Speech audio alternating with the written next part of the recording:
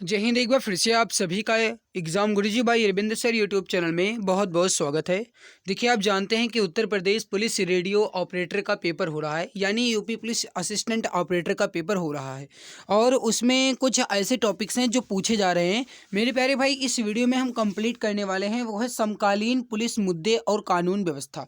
देखो, कानून व्यवस्था से सवाल जो है कम पूछे जा रहे हैं, लेकिन जो पुलिस मुद्दा है इससे सवाल ज़्यादा पूछे जा रहे हैं। तो मेरे प्यारे भाई, ये इंपॉर्टेंट है। आपके भी शिफ्ट में हो सकता है कि क्वेश्चन देखने को मिल जाए, क्योंकि हर एक शिफ्ट में देखने को मिल रहा है, तो आपके शिफ्ट में भी देखने को मिल सकता है।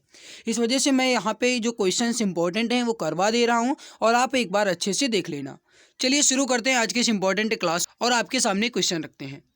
पहला क्वेश्चन है आपके सामने कि पीड़ित क्षतिपूर्ति योजना को शामिल कर डैश का भाग बनाया गया है। पीड़ित क्षतिपूर्ति योजना को शामिल करके किसका भाग बनाया गया है? सही आंसर हो जाएगा दंड प्रक्रिया संहिता का भाग बनाया गया है। राइट आंसर हो जाएगा ऑप्शन नंबर ए, दंड प्रक्रिया संहिता यानी आईपीसी का भाग बनाया गया है। देखिए, यहाँ पे पीड़ित क्षतिपूर्ति योजना को शामिल करके दंड प्रक्रिया संहिता का भाग बनाया गया है। वर्ष 2008 में संशोधन द्वारा दंड प्रक्रिया संहिता में धारा 357 ए अतः स्थापित करके पीड़ित क्षतिपूर्ति योजना को शामिल करके दंड प्रक्रिया संहिता का नियम बना दिया गया है। अगला सवाल है आपके सामने कि संज्ञेय अपराध के घटित होने के बारे में एक रिपोर्ट प्राप्त होने पर इसे निर्धारित प्रारूप में दर्ज किया जाना चाहिए और इस प्रकार इस प्रक्रिया को डैश के दर्ज करना कहा जाता है। कहने का मतलब यह है कि संज्ञेय अपराध के घटित होने के बारे में, संज्ञेय अपराध का मतलब है कि जिसके बारे में पता हो, के घटित होने के बारे में एक रिपोर्ट प्राप्त होने पर इसे निर्धारित प्रारूप में दर्ज किया जाना, इस प्रक्रिया को क्या कहा जाता है? ये सवाल पूछा गया है।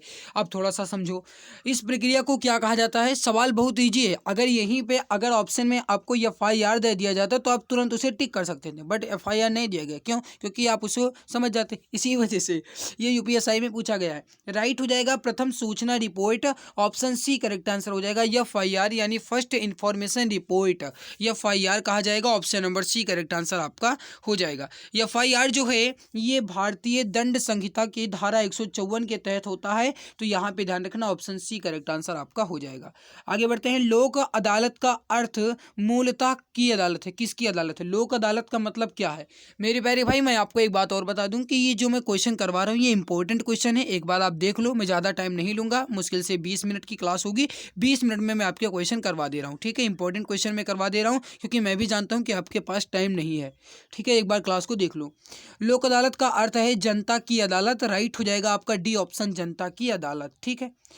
यहाँ पे मैं एक्सप्लेनेशन नहीं दूंगा, मैं एक्सप्लेन नहीं करूंगा। एक्सप्लेन के लिए गाइज आप इसकी पीडीएफ को ले लेना। पीडीएफ जो है ये मैं Telegram channel exam Guruji by Arvind sir पर भेज दूंगा, वहां से आप इसकी पीडीएफ को ले लेना, वहां से आप इसके जो एक्सप्लेनेशन है वो देख लेना, ठीक है। आगे बढ़ते हैं। अगला सवाल है कि भारतीय दंड संहिता की निम्नलिखित में से कौन सी धारा दहेज हत्या को परिभाषित करती है? आपको बताना है भारतीय दंड संहिता की कौन सी धारा दहेज हत्या को परिभाषित करती है। सही आंसर हो जाएगा भारतीय दंड संहिता की 304 धारा 304 बी जो है ये दहेज हत्या को परिभाषित करती है। ऑप्शन नंबर डी आपका करेक्ट आंसर यहाँ पे हो जाएगा।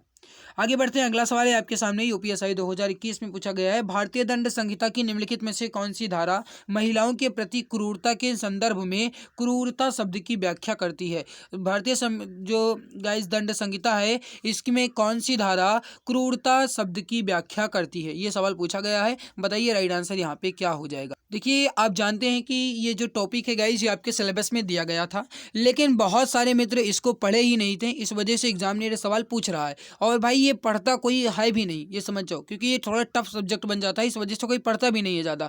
तो इस वजह से एग्जामिनर ये पूछ रहा है और आपको पता चल गया पूछ रहा है, तो आपको पढ़ना पड़ेगा भाई। मैं आपके लिए पूरी कोशिश कर रहा हूँ, मैं आपके लिए पूरी मदद करने की पूरी तैयारी कर रहा हूँ। और दूसरी बात मैं आपको बता दूँ कि जैसे ही गाइस कोई भी न्यू टॉपिक पूछा जाता है, मैं देखता हूँ डेली मैं गाइस एनालिसिस करता हूँ। कहने का मतलब है हर एक बच्चे से मैं डेली पूछता हूँ जो एग्जाम दे करके आता है कि आज कौन सी टॉपिक, कौन सा नया टॉपिक पूछा गया। हर एक बच्चे से मैं पूछता हूँ। कोई भी मुझे अगर नया टॉपिक मिलता है तो मैं तुरंत इस पर वीडियो लेकर आता हूँ, क्लास लेकर आता हूँ, ताकि मैं आपकी मदद कर पाऊँ। जो प्यारे भाई बहन आगे एग्जाम देंगे उनकी मैं मदद कर सकूँ। गाइस हमारा मेन मकसद है कि मैं आप सभी को आपके लक्ष्य तक पहुँचा दूँ, यानी आपको मैं नौकरी दिलवा दूँ। भले ही गाइस हमारे हाथ में नहीं है, लेकिन मैं आपकी मदद कर सकता हूँ, ये आप भी जानते हो। तो इसलिए गाइस आप मैं जो क्लास करवा रहा हूँ उसको अच्छे से जरूर देख लिया करो। भारतीय दंड संहिता की निम्नलिखित में से कौन सी धारा महिलाओं के प्रति क्रूरता के संदर्भ में क्रूरता शब्द की व्याख्या करती है? राइट आंसर जो हो जाएगा ये हो जाएगा ऑप्शन नंबर सी, भारतीय दंड संहिता की 498 ए। करेक्ट आंसर हो जाएगा भारतीय दंड संहिता की धारा 498 ए जो है ये क्रूरता शब्द की व्याख्या करता है। राइट आंसर हो जाएगा option number C, correct answer, perfect answer आपका हो जाएगा।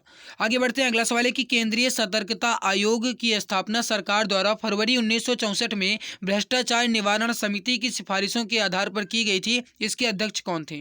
केंद्रीय सतर्कता आयोग यानी सीबीसी की स्थापना जो है ये सरकार द्वारा फरवरी 1964 में किया गया था और इसके जो अध्यक्ष थे ये थे के संथानम। कौन थे? के संथानम थे। Option number B correct answer हो जाएगा, के संथानम। ओके, और जो इसकी स्थापना हुई थी 1964 में हुई थी, ध्यान रखिएगा। आगे बढ़ते हैं, अगला है कि राष्ट्रीय ई गवर्नेंस योजना यानी NEGP के तहत एक मिशन मोड परियोजना crime and criminal tracking network एवं सिस्टम यानी CCTNS परियोजना किस वर्ष दौरान शुरू की गई थी? किस वर्ष के दौरान शुरू की गई थी? 2009 के दौरान शुरू की गई थी। ए आंसर राइट हो जाएगा। आगे बढ़ते हैं, अगला सवाल है कि भारत में वन्य जीव संरक्षण अधिनियम कब अधिनियमित किया गया था? भारत में वन्य जीव संरक्षण अधिनियम जो है कब अधिनियमित किया गया? राइट हो जाएगा 1972 में। करेक्ट आंसर क्या हो जाएगा? 1972 में। ऑप्शन नंबर बी आपका जो है सही आंसर हो जाएगा। आगे बढ़ते हैं, अगला सवाल है कि भारतीय वन्य जीव अपराध नियंत्रण ब्यूरो की स्थापना निम्नलिखित में से किस अधिनियम के तहत की गई थी? भारतीय वन्य जीव अपराध नियंत्रण ब्यूरो की स्थापना जो है ये किस वन्य जीव अधिनियम के तहत की गई थी? राइट आंसर हो जाएगा वन्य जीव संरक्षण अधिनियम 1972 के तहत। तो यहाँ पे राइट आंसर क्या हो जाएगा आपका? डी ऑप्शन, वन्य जीव संरक्षण अधिनियम। आगे बढ़ते हैं, अगला सवाल है आपके सामने कि भारत में मध्यस्थम तथा सुलह अधिनियम कब अधिनियमित किया गया? भारत में मध्यस्थम तथा सुलह अधिनियम जो है ये कब अधिनियमित किया गया था? इसका आंसर आपको बताना है। इंपॉर्टेंट क्वेश्चन है, बताइए राइट आंसर क्या हो जाएगा? सही आंसर हो जाएगा ऑप्शन नंबर ए 1996 में। कब अधिनियमित किया गया था? 1996 में। ऑप्शन नंबर ए आपका करेक्ट आंसर हो जाएगा। आगे बढ़ते हैं, अगला सवाल है आपके सामने कि भारत में जनता निम्नलिखित में से किस एक को छोड़कर सभी चीजों के लिए पुलिस को दोषी मानती है? अब आपको ये बताना है कि इसमें से किस एक को छोड़कर के पुलिस को दोषी माना जाता है भारत की जनता द्वारा। अब देखो, पहले ये यूपी जेल वार्डर परीक्षा में पूछा गया था। Uttar Pradesh police jail वार्डर fireman की जो परीक्षा हुई उसमें यह सवाल पूछा गया था। अब आप सोच रहे होंगे जेल वार्डर फायरमैन जो है कांस्टेबल ही होते हैं। मेरे प्यारे भाई, जो कांस्टेबल की परीक्षा में पूछा गया, अब मेरे प्यारे भाई कुछ ऐसे भी मित्र हैं जो हमारे इस वीडियो के नीचे कमेंट्स करेंगे कि ये क्या यूपी कांस्टेबल में आ सकता है? बिल्कुल आ सकता है, क्योंकि यूपी पुलिस कांस्टेबल में सिलेबस में दिया गया है। और मेरे प्यारे भाई, अगर सिलेबस में है तो आपके एग्जाम में भी आ सकता है ना? उसमें दिया गया है पुलिस प्रशासन वाला, तो वो आ सकता है। इस वजह से आपको पढ़ना पड़ेगा। जैसे यूपी रेडियो ऑपरेटर में आ रहा है वैसे कांस्टेबल में भी आ सकता है। ठीक है, ध्यान रखना। भारत में जनता निम्नलिखित में से किस एक को छोड़कर के बाकी अन्य सभी चीजों के लिए पुलिस को दोषी मानती है? देखो, सड़कों पर सार्वजनिक अनुशासनहीनता, ये जो है ये अगर अनुशासनहीनता होती है सार्वजनिक, तो माना जाएगा कि पुलिस की लापरवाही हो रही है। सड़क पर यातायात की भीड़, अगर यातायात की भीड़ होती है तो पुलिस को ही दोषी माना जाएगा, यानी पुलिस को ही कहा जाएगा लापरवाही हो रही है। पेयजल की आपूर्ति में कमी, ये गलत है, क्योंकि पेयजल की आपूर्ति ये जो है पुलिस के कर्तव्य नहीं है। तो ये आपका राइट आंसर हो जाएगा। शहर में कानूनी एवं व्यवस्था की स्थिति देख रेख करना ये पुलिस का कर्तव्य है, जबकि पेयजल की आपूर्ति में कमी जो है ये नहीं है। ध्यान रखना। पुलिस अधिनियम 1861 जिससे सवाल पूछा जा रहा है, पुलिस अधिनियम 1861 के अंतर्गत सड़कों पर सार्वजनिक अनुशासन को बनाए रखना, सड़कों पर यातायात तथा भीड़ को नियंत्रित करना, कानून एवं व्यवस्था को बनाए रखना, किसी सक्षम प्राधिकारी द्वारा जारी किए गए विधिपूर्ण आदेश एवं वारंटों का पालन करना और उनका निष्पादन करना, लोक शांति को प्रभावित करने वाली सूचना को प्राप्त करना, अपराधों एवं लोक न्यूसेंस यानी कि उपद्रव को रोकना, अपराधियों का तलाश एवं उन्हें न्यायालय के समक्ष उपस्थित करना, ये सब जो हैं ये पुलिस के कर्तव्य हैं। ये कर्तव्य जो हैं ये पुलिस अधिनियम 1861 में बताए गए हैं। ध्यान रखना। पेयजल जो है ये उत्तर प्रदेश पुलिस का या फिर पुलिस का कर्तव्य नहीं है। आगे बढ़ते हैं, अगला सवाल देखो। यूपीपी जलवार्डर में पूछा गया है। सवाल आपसे क्या कह रहा है इसको समझिएगा। सवाल है कि सरकारी रेलवे पुलिस द्वारा निम्नलिखित में से किस एक को छोड़कर अन्य सभी कर्तव्यों का पालन किया जाता है? सरकारी रेलवे पुलिस द्वारा किस एक को छोड़कर के अन्य सभी कर्तव्य का पालन होता है? देखिए, सरकारी रेलवे पुलिस का मतलब जो है यानी कि जो रेलवे पुलिस है उनका काम क्या क्या होता है? स्टेशनों पर रुकने वाली पैसेंजर, ट्रेनों में कानून व्यवस्था को बनाए रखना, ये बिल्कुल सही है। ट्रेन में मरने वाले व्यक्तियों के शव निकालना, बिल्कुल सही है। ट्रेन से जो मर जाते हैं उनके शव को निकालना निकालना, ठीक है। प्लेटफॉर्म और ट्रेन के टिकट की जाँच करना ये नहीं है, ये पुलिस का कर्तव्य नहीं है। प्लेटफॉर्म और ट्रेन टिकट की जाँच करना ये सरकारी रेलवे पुलिस का कर्तव्य नहीं है। अगला है स्टेशन परिसर के भीतर यात्री के यातायात का और उनका नियंत्रण करना, ये बिल्कुल सही है। तो दिया गया ऑप्शन नंबर सी जो है ये पुलिस का कर्तव्य नहीं है। ऑप्शन नंबर सी आपका करेक्ट आंसर यहाँ पे हो जाएगा। यहाँ पे कुछ इनके कर्तव्य बताए गए हैं, वो आप देख लेना। मैंने गाइस बता दिया कि पीडीएफ में टेलीग्राम पे दे दूंगा, वहां से आप देख लेना, ठीक है भैया। अगला देखो, एक सार्वजनिक क्षेत्र में अचानक भीषण आग लगने के दौरान पुलिस इनमें से एक को छोड़कर अन्य सभी के लिए जिम्मेदार है। अब देखिए मैं आपको बता दूं कि अब जो क्वेश्चन आ रहे हैं, यानी जो आपके पुलिस मुद्दे वाले सवाल हैं, ये बहुत ईजी होते हैं। ये केवल और केवल वही मित्र कर सकता है जो थोड़ा सा दिमाग लगेगा। थोड़ा सा दिमाग लगाना है बस, आप कर सकते हो। अब देखो क्या कह रहा है कि सार्वजनिक क्षेत्र में अचानक भीषण आग लगने से पुलिस के कर्तव्य क्या क्या है और क्या छोड़ करके। घटनास्थल के आसपास खड़े लोगों की सुरक्षा करना बिल्कुल पुलिस का कर्तव्य होता है। अग्निशमन विभाग के उपकरणों की सुरक्षा करना बिल्कुल मेरे प्यारे भाई ये भी पुलिस का कर्तव्य है। फायरमैन वालों का काम यही होता है। गैर आपातकालीन ट्रैफिक को पुनः व्यवस्थित करना ये भी पुलिस का कर्तव्य है। फोटो क्लिक करने में फोटोग्राफर की मदद करना ये पुलिस का कर्तव्य कहाँ से हो गया भैया, ये हो जाएगा आपका ऑप्शन नंबर डी। ये जो है ये पुलिस का कर्तव्य नहीं है। ऑप्शन डी करेक्ट आंसर आपका यहाँ पे हो जाएगा, ठीक है। आगे बढ़ते हैं। भारत में जिला स्तर पर सार्वजनिक सुरक्षा का रख रखाव मुख्य रूप से किसकी जिम्मेदारी है।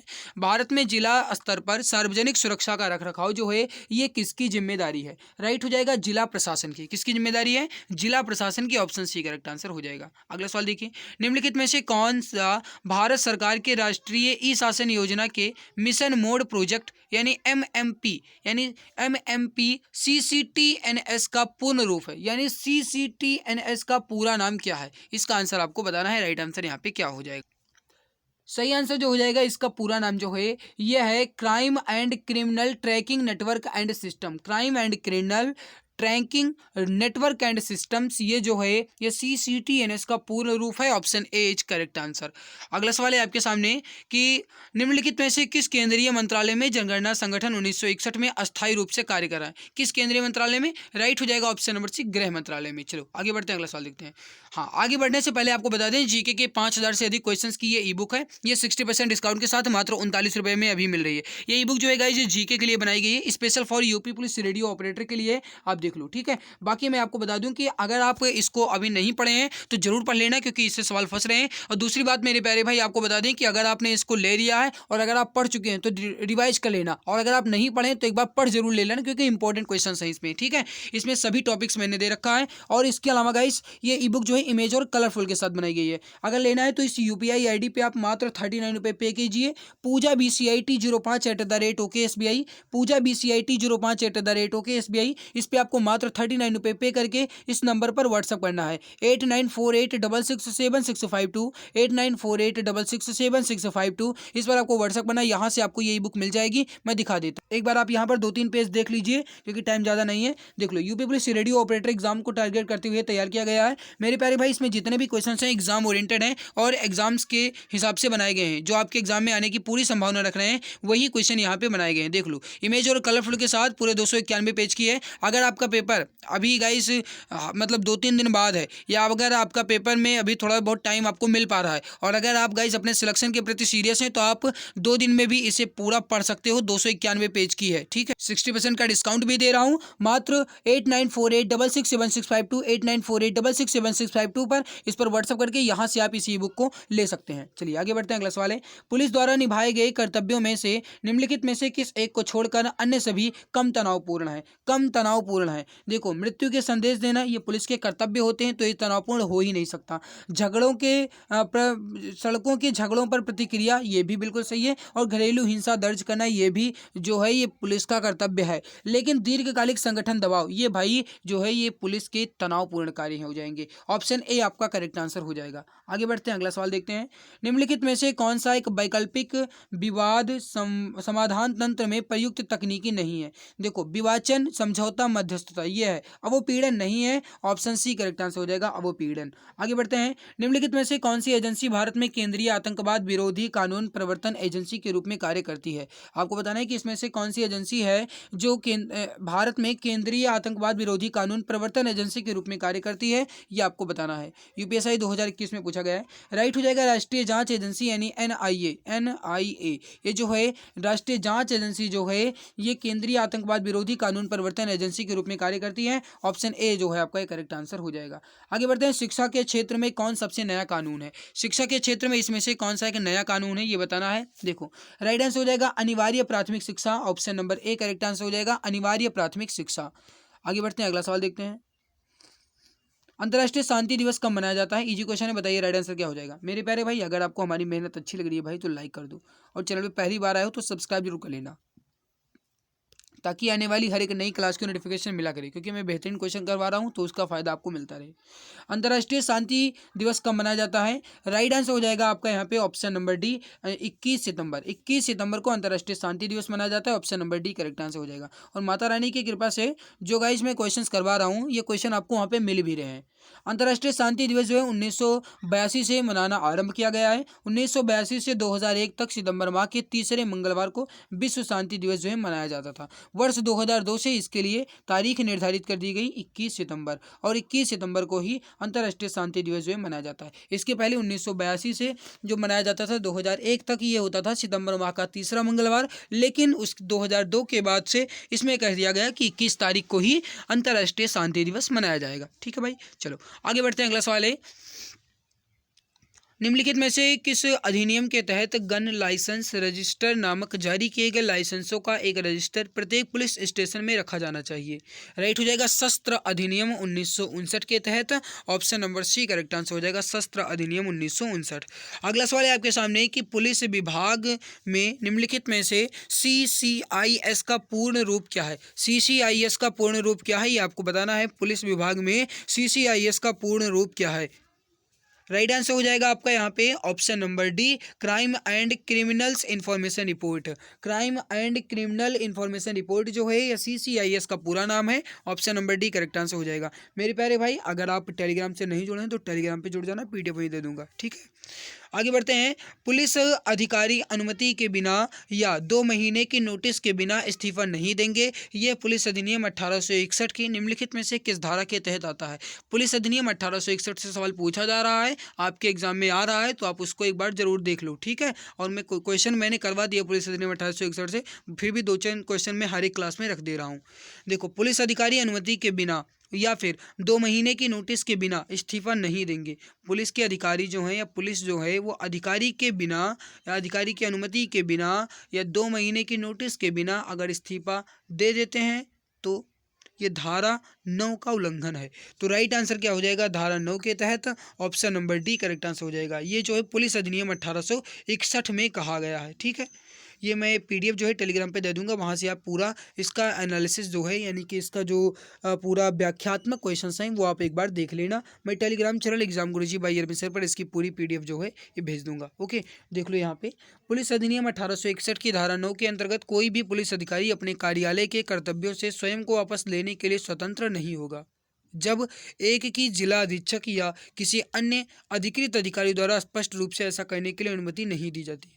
कहने का मतलब है कि जो पुलिस अधिनियम 1861 है इसके तहत धारा 9 के तहत कोई भी पुलिस अधिकारी अपने कार्यालय के कर्तव्य से स्वयं को वहां से वंचित नहीं करेगा, और अगर करता है तो उसे पहले अपने अधिकारी से अनुमति लेना पड़ेगा। ठीक है, तो यहाँ पे मैंने आपके क्वेश्चंस करवा दिए हैं। जो पुलिस मुद्दे वाले सवाल बन सकते हैं वो मैंने करवा दिए हैं, पुलिस अधिनियम वाले सवाल बन सकते हैं वो मैंने सवाल करवा दिए हैं, जो पुलिस से संबंधित सवाल बन सकते हैं वो मैंने करवा दिए हैं। बाकी मैं देखता हूँ गाइस, मैं डेली एनालिसिस करता हूँ, हर एक बच्चे से मैं डेली रिव्यू लेता हूँ, और अगर कोई भी न्यू टॉपिक मिलता है, मुझे कोई भी नया टॉपिक मिलता है कि कोई भी नए क्वेश्चंस पूछे जाते हैं तो मैं तुरंत आपकी क्लास ले लूँगा। भाई आप बिल्कुल चिंता न कीजिए, आपके एग्जाम्स में मैं पूरी मदद कर रहा हूँ। अगर आपको हमारी मेहनत अच्छी लगी है तो लाइक जरूर कर दो, चैनल पर पहली बार आए हो तो सब्सक्राइब कर लो, ताकि आने वाली हर एक नई क्लास की नोटिफिकेशन जो है ये आपको समय से मिला करे। हमारी मेहनत कैसी लग रही है जरूर बता दिया करो, और मेरे प्यारे भाई क्लास खत्म होने के बाद आप अपना फीडबैक जरूर शेयर करा करो। एग्जाम देने के बाद आप अपना फीडबैक जरूर बताना कि आपको हमारे पढ़ाई हुए से कितने क्वेश्चन मिले हैं। आप आप